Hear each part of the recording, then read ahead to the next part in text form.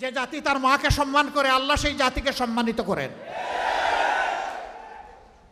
চুররা চুরি করে সমাজ থেকে পকেট কেটে লুণ্ঠন করে যেই টাকা নিয়ে যায়, সেই টাকা যদি ফেরত আসে, সেই টাকা যদি সদ্ব্যবহার করা যায়, মায়েকে রানীর মর্যাদায় প্রতিষ্ঠিত করা হবে ইনশাআল্লাহ। কার গায়ে জ্বললো আর কার গায়ে জ্বললো না এটা দেখার সময় আমাদের নেই। মারা 5 ঘন্টা কাজ করে 8 ঘন্টার বেতন পাবেন ইনশাআল্লাহ। তবে সেই 3 ঘন্টার বেতন শিল্প মালিকদেরকে দিতে হবে না, এটা দিতে বাধ্য থাকবে সরকার। একটা সমাজের ভিত্তি হচ্ছে পরিবার। পরিবার যে সমাজের সুন্দর, সেই সমাজ সুন্দর হয়। পরিবার যেখানে এলোমেলো, সেই সমাজ ধ্বংস হয়ে যায়। আমরা আজকে ধ্বংসের মধ্যে পড়ে গেছি। এই সমাজকে ধ্বংসের হাত থেকে উদ্ধার করতে হবে ইনশাআল্লাহ। আমরা একটা কল্যাণ রাষ্ট্র করতে চাই। সরকার সবার কাছ থেকে ট্যাক্স নেয়। সরকারের দায়িত্ব হলো সমাজের চাকা চালু রাখা। সরকারের দায়িত্ব হচ্ছে ওই সমস্ত মাদের বাকি 3 ঘন্টার বেতন পরিশোধ করা। কল্যাণ রাষ্ট্র যেদিন কায়েম হবে ইনশাআল্লাহ পর্যায়ক্রমে এই দেশ সেই জায়গায় গিয়ে উপনীত হবে। প্রথম দিনই হবে না, নিশ্চয়ই একথা জনগণ বুঝে। জনগণের ধৈর্য এবং সহযোগিতা আমাদের লাগবে। জনগণের যদি আন্তরিক সহযোগিতা এবং ধৈর্য পায় ইনশাআল্লাহ তা হবে। বলবেন ঠিক আছে, বেতন না হয়ে দিলেন, 3 ঘন্টা যে খালি হয়ে গেল, সেই কাজের গ্যাপ কিভাবে পূরণ হবে? দুনিয়ার বহু দেশে পার্ট টাইম সরকারি জব আছে। অনেক মহিলা 8 ঘন্টা সময় দিতে পারবে না, বাসার বাইরে তার বাচ্চা আছে, সংসার আছে, এই জন্য জব ছেড়ে দেয়। তারা যখন দেখবে 3 ঘন্টারও আমার একটা সুযোগ আছে, বলবে ঠিক আছে, সেই 3 ঘন্টা আমি আমার প্রয়োজন পূরণ করে আসি। এখানে জব আরও বেড়ে যাবে, একজনের সাথে আরও 1/2 জন যোগ হয়ে যাবে। সুতরাং আগে যদি 100 জন জব পেয়ে তাকে এখন 150 জন পাবে ইনশাআল্লাহ। এইভাবে জবের সংখ্যা বেড়ে যাবে। কিন্তু আমরা কোনো মাকে কাজ করতে বাধ্য করব না। যার প্রয়োজন আছে, যোগ্যতা আছে, কাজ তার হাতে সম্মানের সাথে তুলে দেব। তার নিরাপত্তা কর্মক্ষেত্রে বিধান করা হবে ইনশাআল্লাহ। সম্মানিত ভাইয়েরা, এরপরে যদি কোনো শিল্প, কোনো ইন্ডাস্ট্রি মহিলাদেরকে কাজে নিতে না চায়, সরকার নীতিমালা করে দেবে যে এতটুকু নিতে হবে। কেউ যদি না আসে পুরুষ দিয়ে পূরণ করেন, অসুবিধা নাই। আবার মহিলাদের মাঝে, নারীদের মাঝে কেউ যদি বলেন যে আমি 8 ঘন্টা কাজ করেই 8 ঘন্টার বেতন নিতে চাই, তাকে সম্মানিত করা হবে বাড়তি ইনশাআল্লাহ। তিনি যে সম্মানটা দেখালেন রাষ্ট্রকে, এই জন্য তাকে সম্মানিত করা হবে। সম্মানিত করার বহু রাস্তা খোলা আছে। কাউকে বাধ্য করা হবে না, কাজ করতেও কাউকে বাধ্য করা হবে না, কাজ থেকে বিরত থাকতেও বাধ্য করা হবে না। এটা থাকবে অপশনাল চয়েস, অল্টারনেট চয়েস। এমন হলে কার অসুবিধা? গরম ভাতে বিলাই বেজার। কারণ ওই ভাতে মুখ দিলে বিড়ালের মুখ পুড়বে। আমরা ঘুণে ধরা সমাজের আমূল পরিবর্তন চাই।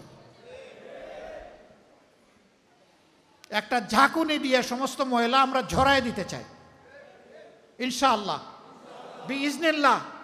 আমরা পারবো না, আল্লাহ যদি আমাদেরকে তৌফিক দেন ইনশাআল্লাহ আপনাদেরকে সাথে নিয়ে আমরা পারবো। আজকে মায়েদের ব্যাপারেই কথা বলার আমার উদ্দেশ্য ছিল। আপনারা কি খুব কষ্ট পেয়েছেন? এখন বলবেন আমাদের থাকলো টাকে গেল তো সব গেল, সব তো উনাদেরকে দিয়ে দিলেন। যেই স্বামী তার স্ত্রীকে রানীর আসনে প্রতিষ্ঠিত করে সেই স্বামী রাজা হয়, আর যেই স্বামী তার স্ত্রীকে অপমান করে সেই স্বামী কামলা হয়। আপনারা রাজা হতে চান না কামলা হতে চান? 2 নম্বর, ওই স্ত্রী যিনি মর্যাদা পাবেন, সম্মানিত হবেন, তিনি চিন্তা করবেন আমার যে স্বামী আমাকে এতটা সম্মান দিয়েছে, আমারও দায়িত্ব আছে তাকে সম্মান দেওয়া। সুতরাং এই সংসার শুধু ভালোবাসার হবে না, এই সংসার সম্মানে সম্মানে ভরে যাবে ইনশাআল্লাহ। আমরা সেই পরিবার, সেই সম্মান গঠন করতে চাই। আজকে কি হয়েছে? ওই সম্মান, ওই মর্যাদা, ওই ভালোবাসা না থাকার কারণে সন্তানরা বিপদগামী হয়। পুলিশ অফিসারের মেয়ের হাতে অফিসার নিজে এবং তার স্ত্রী টুকরা টুকরা হয়। যেই পুলিশ অফিসার সমাজের নিরাপত্তা বিধান করবেন, দুঃখজনকভাবে তাকে সেই পরিণতি বহন করতে হয়। এটা কি জন্যে? ওই মেয়ের শিক্ষার অভাব ছিল না, ওই মেয়ের সুশিক্ষার অভাব ছিল। আমরা মায়েদের এই মর্যাদা প্রতিষ্ঠিত করব, সমাজের প্রত্যেকটি শিশুকে সুশিক্ষিত করে ইনশাআল্লাহ।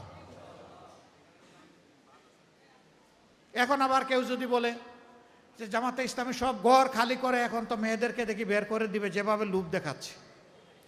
আগেই বলেছি, যার প্রয়োজন আছে এবং যার যোগ্যতা আছে সে আসবে। যিনি তার কর্মক্ষেত্র হিসাবে বাসাকেই, পরিবারকেই বাছাই করে নেবেন, তাকেও ভিন্নভাবে সম্মানিত করা হবে ইনশাআল্লাহ। তিনি রত্নকর বা মা হিসাবে মেডেল পাবেন, সম্মান পাবেন, রাষ্ট্রের পক্ষ থেকে আরও বহু ইজ্জত তিনিও বুক করবেন ইনশাআল্লাহ। এ রাষ্ট্রে কেউ বঞ্চিত হবে না, সবাই এই রাষ্ট্রের নাগরিক হিসাবে পরিচয় দিয়ে সম্মানিত বোধ করবে, আনন্দিত হবে ইনশাআল্লাহ, গর্বিত হবে ইনশাআল্লাহ। মাথা ছোট হবে না, ঠোঁট শুকায় যাবে না, দুনিয়ার কারো সামনে মাথা নত হবে না। সেই জাতিটা আমরা বিল্ড আপ করতে চাই। যুবকরা যারা বিয়ে করেন নাই একটু হাত তোলেন তো দেখি, যাদের বিয়ে বাকি হাত তুলেন। আর এটা লজ্জার ব্যাপার নাকি? তুলেন, হাত তুলেন, দায়িত্ব আছে না আমাদের, গোটাগালি করা লাগবে না, হাত তুলেন। আলহামদুলিল্লাহ, বিপুল হাত উঠেছে চতুর্দিকে। এখন থেকে নিয়ত করো, ঘরে রানী তুলে আনবা, কামলা তুলে আনবা না। যাকে আনবা তাকে রানীর মর্যাদা দিবা, তাকে গোলাপের মর্যাদা দিবা। মার হক নষ্ট হবে না, স্ত্রীর হক নষ্ট হবে না, সকল হক ইনশাআল্লাহ তোমার পুরুষ উচিত ভূমিকার কারণে প্রতিষ্ঠিত হবে এই পরিবারে ইনশাআল্লাহ। যুবক বন্ধুগণ, শুধু পরিবার দেখলে হবে না, তোমাদেরকে দেশও দেখতে হবে। কারণ যত দুনিয়ার যত দেশ বদলেছে, যুবকদের কারণে বদলেছে। এই দেশও গত বছর পরিবর্তন পেয়েছে যুবকদের হাতে। অভিনন্দন, তোমাদেরকে অভিনন্দন। কাজ শেষ হয়নি রে, তোমাদের কাজ শেষ হয়নি, কাজ বাকি রয়ে গেছে। সমাজের আবর্জনা এখনো আছে, সেই আবর্জনা পরিষ্কার করার বিরুদ্ধে আমাদের যুদ্ধ। এই যুদ্ধ করতে যুবকরা রাজি ইনশাআল্লাহ। যে যুবকরা হাত তুললো, মুরব্বীরা দায়িত্ব পালন করবেন, তাদেরকে উপযুক্ত পাত্রে তাদের হাতে তুলে দেওয়ার ব্যবস্থা করবেন ইনশাআল্লাহ। আমাদের যুবকরা চরিত্রবান হয়ে গড়ে উঠুক, আমরা এটা চাই। ডান বাম না চাক, দৌড়াদৌড়ি না করুক, সিরাতুল মুস্তাকিমে চলুক। আর জাতিকে সামনে নিয়ে বাঘের মতো ঝাঁপাইয়ে পড়ুক, পিছনে তাকাবে না, পিছন নিয়ে কামড়াকামড়ি করবে না, অতীতের কেসাল পাকাবে না। যুবকরা সামনে দেখবে, আমরা তাদের সাথে আছি ইনশাআল্লাহ। আমরা যুবকদের বাংলাদেশ গড়তে চাই। এখানে আসার পথে অনেকগুলা কিশোর, ছোট ছোট 5 থেকে 10 বছরের ভিতরে তারা এসেছে, তারা হাত মিলায়, এরাই আমাদের বাংলাদেশ, এদের জন্য বাংলাদেশ, এদেরকে নিয়ে বাংলাদেশ ইনশাআল্লাহ। এখানে শিশুদের মাঝে কোনো ভেদাভেদ হবে না। কোন শিশু সম্পদশালী পরিবারে জন্ম নিল আর কোন শিশু দুঃখী পরিবারে জন্ম নিল, একটা কল্যাণ রাষ্ট্র, ইনসাফের পর প্রতিষ্ঠিত একটা রাষ্ট্র এটা দেখবে না। এটা দেখবে সকল শিশুর মানসিক বিকাশ, এই বিকাশের পথে তাকে পর্যাপ্ত শিক্ষা দেওয়ার দায়িত্ব রাষ্ট্রের। এই শিক্ষা ইনশাআল্লাহ সকল শিশুর জন্য নিশ্চিত করা হবে। তাহলে আজকে অনাদরে, অবহেলায়, অযত্নে যেই মেধাগুলা ঝরে পড়ে, স্কুলে যেতে পারে না, গেলেও তার মা বাবা বেতন দিয়ে তার শিক্ষা চালাইতে পারে না, সেখান থেকে সমাজের মণিমুক্তা বের হয়ে আসবে ইনশাআল্লাহ। সেই সব মণিমুক্তা দিয়ে আমরা মালা সাজাবো। আমরা সেই সোনালী সমাজ গড়ার স্বপ্ন দেখি। এই সোনালী সমাজ গড়ার স্বপ্নে সারথি আপনারাও হবেন, এটি আপনাদের প্রতি আমাদের আহ্বান। আমাদের কথা যদি খারাপ লাগে আমাদেরকে বলবেন, যদি ভালো লাগে বিশ্বাস করবেন, তাহলে এটা জনগণকে বলবেন, জনগণের কাছে ইনশাআল্লাহ পৌঁছে দিবেন। আপনারা কি আমার এই অনুরোধটা রক্ষা করবেন? আপনাদেরকে অসংখ্য মোবারকবাদ। 15 নম্বর আসনে আমার প্রিয় সংগঠন আমাকে দায়িত্ব দিয়েছে এখানে আপনাদের প্রতিনিধিত্ব করার আগামী দিনে, যদি আল্লাহ কবুল করেন। আমি আপনাদেরকে কথা দিচ্ছি, আপনাদের সমস্যা নিয়ে আমার কাছে পয়সা খরচ করে যেতে হবে না। আমি এবং আমার নিয়োজিত লোক আপনাদের কাছে আসবে পয়সা খরচ করে ইনশাআল্লাহ। এটি হবে আমাদের দায়িত্ব। সমাজের মৌলিক সমস্যাগুলা কি, সমাজের মাঝারি সমস্যাগুলা কি, সমাজের ছোট সমস্যাগুলা কি, এমনকি ব্যক্তি পরিবারের সমস্যাগুলা কি, সেটা জানা হবে আমাদের দায়িত্বের অন্তর্ভুক্ত। আমরা জানার পরে তার অগ্রাধিকার নির্ধারণ করব। কোনটা আগে বাস্তবায়ন হওয়ার দাবি রাখে, কোনটা পরে দাবি রাখে, অগ্রাধিকার সাজিয়ে আপনি যে আমাকে দায়িত্ব সমঝাই দিলেন, আপনাকে নির্ধারিত সময়ের ভিতরে জানিয়ে দেওয়া হবে এই কাজটি আপনার ন্যায্য পাওনা ছিল, এটা হয়েছে। এইটা আপনার ন্যায্য নয়, এটা হবে না, এটা অন্যজনের ন্যায্য, তার পাওনা তাকে সমঝিয়ে দেওয়া হয়েছে। এই কাজটা আপনার ন্যায্য, কিন্তু এটা এখন আমরা করতে পারি নাই, এটা আন্ডার প্রসেস আছে। আপনি আশা করি এতদিনের মধ্যে আপনার এই কাজের রেজাল্ট আপনি পাবেন। তাহলে একটা মানুষ অনিশ্চয়তায় হতাশায় ভুগবে না, তার একটা আস্থা থাকবে যে আমার ওই সময় ফলটা পেকে আমার হাতে আসবে, আমি আমার ফলটা পাবো ইনশাআল্লাহ। আমরা সেইভাবেই আমাদের সমাজকে শুধু 15 নম্বর আসন না ভাই, 56,000 মাইলের বাংলাদেশকেই আমরা করতে চাই। একা একটা আসন কি আলাদা হয়ে যাবে? সারা বাংলাদেশ যেমন হবে 15 নম্বর তেমন হবে। অসংখ্য সমস্যা এখানে আছে, আমি ঘুরে ঘুরে বোঝার চেষ্টা করছি, আপনাদের থেকে শোনার চেষ্টা করছি। মিটিংগুলার মাঝখানে যাদের সাথে বসার সুযোগ পাই তাদেরকে জিজ্ঞেস করি কি কি বিষয় বলেন, একটু শুনি। এরপরে নিজের চোখ দিয়ে ওগুলো দেখার চেষ্টা করি, নিজের বিবেকের সাথে মিলানোর চেষ্টা করি। আমি মানুষটা অমর নয়। গেছিলাম 19 জুলাই, আল্লাহ আমাকে সেকেন্ড লাইফ দিয়েছেন, আলহামদুলিল্লাহ। আপনারা দোয়া করেছেন, আমি আপনাদের কাছে কৃতজ্ঞ ঋণী। দোয়া করবেন হায়াত আল্লাহ যতটুকু দিবেন সেই হায়াতটা যেন মানুষের কল্যাণে হয়।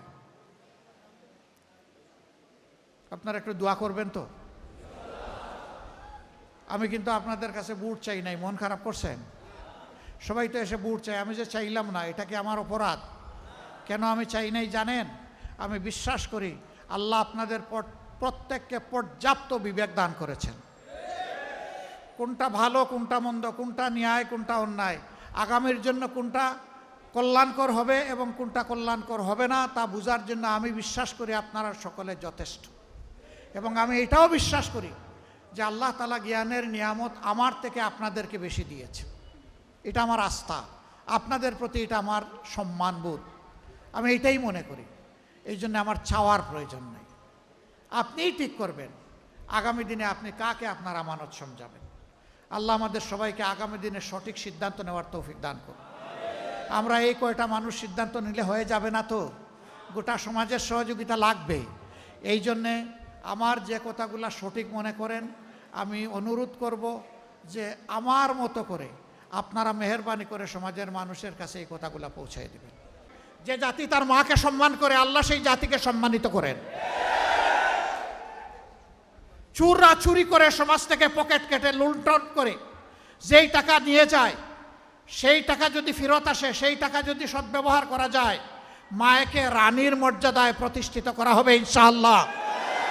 কার গায়ে জ্বললো আর কার গায়ে জ্বললো না এটা দেখার সময় আমাদের নেই। মারা 5 ঘন্টা কাজ করে 8 ঘন্টার বেতন পাবেন ইনশাআল্লাহ। তবে সেই 3 ঘন্টার বেতন শিল্প মালিকদেরকে দিতে হবে না, এটা দিতে বাধ্য থাকবে সরকার। একটা সমাজের ভিত্তি হচ্ছে পরিবার। পরিবার যে সমাজের সুন্দর, সেই সমাজ সুন্দর হয়। পরিবার যেখানে এলোমেলো, সেই সমাজ ধ্বংস হয়ে যায়। আমরা আজকে ধ্বংসের মধ্যে পড়ে গেছি, এই সমাজকে ধ্বংসের হাত থেকে উদ্ধার করতে হবে ইনশাআল্লাহ। আমরা একটা কল্যাণ রাষ্ট্র করতে চাই। সরকার সবার কাছ থেকে ট্যাক্স নেয়, সরকারের দায়িত্ব হলো সমাজের চাকা চালু রাখা। সরকারের দায়িত্ব হচ্ছে ওই সমস্ত মাদের বাকি 3 ঘন্টার বেতন পরিশোধ করা। কল্যাণ রাষ্ট্র যেদিন কায়েম হবে ইনশাআল্লাহ পর্যায়ক্রমে এই দেশ সেই জায়গায় গিয়ে উপনীত হবে। প্রথম দিনই হবে না, নিশ্চয়ই একথা জনগণ বুঝে। জনগণের ধৈর্য এবং সহযোগিতা আমাদের লাগবে। জনগণের যদি আন্তরিক সহযোগিতা এবং ধৈর্য পায় ইনশাআল্লাহ তা হবে। বলবেন ঠিক আছে বেতন না হয়ে দিলেন, 3 ঘন্টা যে খালি হয়ে গেল সেই কাজের গ্যাপ কিভাবে পূরণ হবে। দুনিয়ার বহু দেশে পার্ট টাইম সরকারি জব আছে, অনেক মহিলা 8 ঘন্টা সময় দিতে পারবে না, বাসার বাইরে তার বাচ্চা আছে, সংসার আছে, এই জন্য জব ছেড়ে দেয়। তারা যখন দেখবে 3 ঘন্টারও আমার একটা সুযোগ আছে, বলবে ঠিক আছে সেই 3 ঘন্টা আমি আমার প্রয়োজন পূরণ করে আসি। এখানে জব আরও বেড়ে যাবে, একজনের সাথে আরও 1/2 জন যোগ হয়ে যাবে। সুতরাং আগে যদি 100 জন জব পেয়ে তাকে এখন 150 জন পাবে ইনশাআল্লাহ। এইভাবে জবের সংখ্যা বেড়ে যাবে। কিন্তু আমরা কোনো মাকে কাজ করতে বাধ্য করব না। যার প্রয়োজন আছে, যোগ্যতা আছে, কাজ তার হাতে সম্মানের সাথে তুলে দেব। তার নিরাপত্তা কর্মক্ষেত্রে বিধান করা হবে ইনশাআল্লাহ। সম্মানিত ভাইয়েরা, এরপরে যদি কোনো শিল্প, কোনো ইন্ডাস্ট্রি মহিলাদেরকে কাজে নিতে না চায়, সরকার নীতিমালা করে দেবে যে এতটুকু নিতে হবে। কেউ যদি না আসে পুরুষ দিয়ে পূরণ করেন, অসুবিধা নাই। আবার মহিলাদের মাঝে, নারীদের মাঝে কেউ যদি বলেন যে আমি 8 ঘন্টা কাজ করেই 8 ঘন্টার বেতন নিতে চাই, তাকে সম্মানিত করা হবে বাড়তি ইনশাআল্লাহ।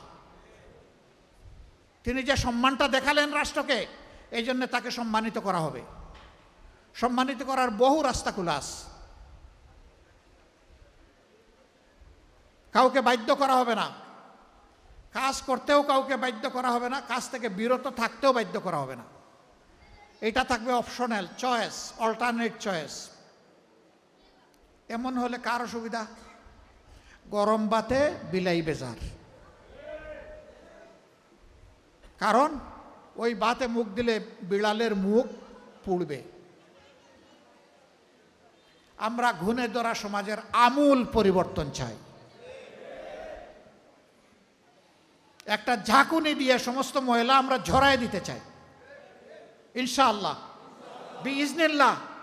আমরা পারবো না, আল্লাহ যদি আমাদেরকে তৌফিক দেন ইনশাআল্লাহ আপনাদেরকে সাথে নিয়ে আমরা পারবো। আজকে মায়েদের ব্যাপারেই কথা বলার আমার উদ্দেশ্য ছিল। আপনারা কি খুব কষ্ট পেয়েছেন? এখন বলবেন আমাদের থাকলো টাকা গেল তো, সব গেল, সব তো উনাদেরকে দিয়ে দিলেন। যেই স্বামী তার স্ত্রীকে রানীর আসনে প্রতিষ্ঠিত করে সেই স্বামী রাজা হয়, আর যেই স্বামী তার স্ত্রীকে অপমান করে সেই স্বামী কামলা হয়। আপনারা রাজা হতে চান না কামলা হতে চান? 2 নম্বর, ওই স্ত্রী যিনি মর্যাদা পাবেন, সম্মানিত হবেন, তিনি চিন্তা করবেন আমার যে স্বামী আমাকে এতটা সম্মান দিয়েছে, আমারও দায়িত্ব আছে তাকে সম্মান দেওয়ার। সুতরাং এই সংসার শুধু ভালোবাসার হবে না, এই সংসার সম্মানে সম্মানে ভরে যাবে ইনশাআল্লাহ। আমরা সেই পরিবার, সেই সম্মান গঠন করতে চাই। আজকে কি হয়েছে? ওই সম্মান, ওই মর্যাদা, ওই ভালোবাসা না থাকার কারণে সন্তানরা বিপদগামী হয়।